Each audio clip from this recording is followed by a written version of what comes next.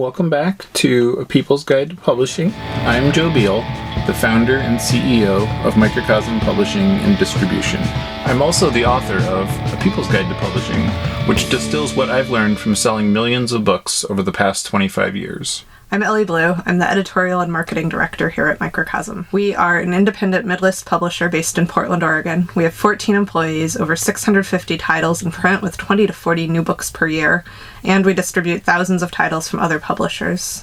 We started this podcast so that we can share what we've learned with newer publishers so that you can learn from our mistakes. Or perhaps you just want to better understand the publishing industry. This week, we are going to answer a very popular reader question.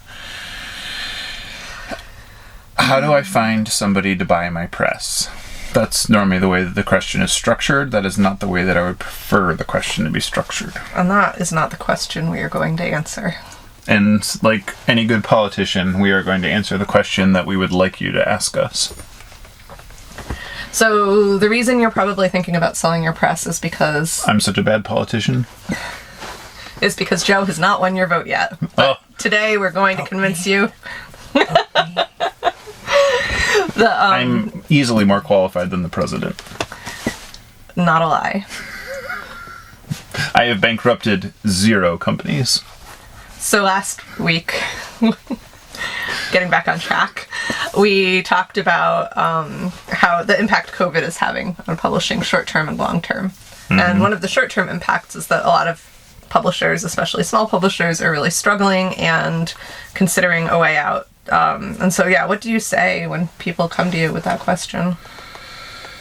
So, I normally explain that a person, there's 2 reasons that somebody would buy a press. And by a press, I mean a small publisher. Those 2 reasons are it easily folds into existing infrastructure that they already have and own and operate. So it's just like padding their bottom line without adding a learning curve or expense or, having to do anything.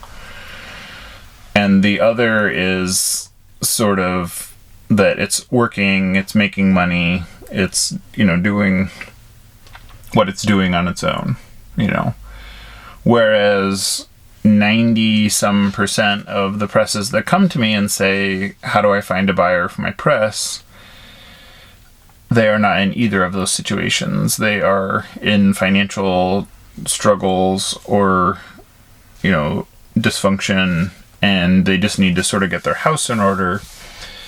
And then they would be able to possibly attract a buyer, but then the actual problem is that their house is not in order, not that they need to sell. They think they need to sell because they perceive that as a solution to the problem that they're having, which is that their house and their finances are not in order. So what are the steps to take, I guess, to get your house in order before you reevaluate whether or not you want to sell? And then realize you don't need to sell. And some people are just like, in one case, the problem was that the press owners were both just severely burnt out. And in that case, that is a tougher one. And I've certainly been there. And that is a very good reason to sell. But then in turn, they also got their house in order and then decided to continue. So. Yeah, burnout, definitely. There are good reasons to sell, though. Like, if you want to retire, if you have a bestseller that you don't have the capacity to handle. Right. If you want colleagues, I sold my company because I wanted to work with other people. Right. And so those are good reasons. And, or it's like, sometimes if you're so small that you're lacking infrastructure, that can be a solution to that problem. It helps you financialize growth. Yeah, and we definitely struggled for years to be able to afford to pay for our own growth. Like that can be really expensive and has been for us for much of the last 7 years. But point being, I'm sorry, what was the question? What are the steps that you should take to get your house in order? So, it's like we talked about last week. Look at what's working, look at what's not working, look at areas where you're overspending, look at areas where you are getting reward, and, just sort of tighten that up at every level. A lot of times, I get pushback and resistance to this because people just want to do things the way they've always done things.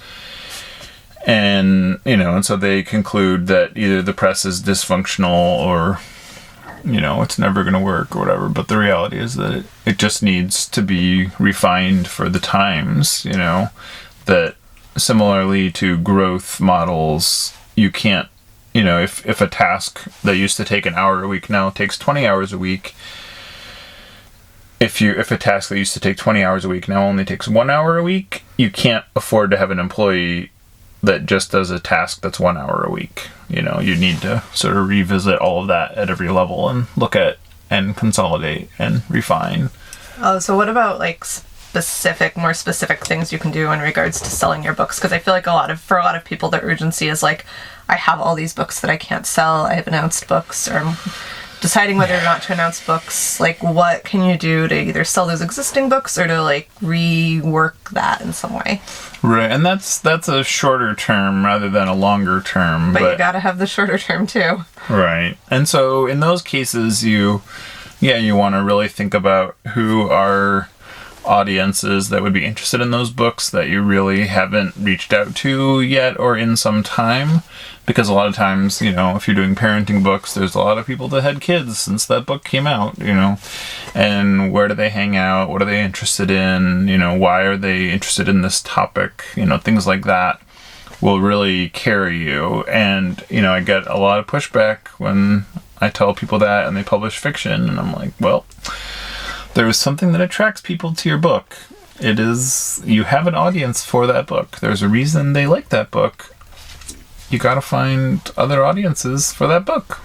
That's what it comes down to, Right. So, like, maybe it's time to put a new cover on it. Maybe it's time to change your strategy. Maybe it's time to work with some different partners. Yeah, and a lot of times the thing is just, the world is rather siloed. So you need to really get out to different little bubbles and tell them the book exists, and even now when, it seems like these things should be drying up, we're not seeing that, so.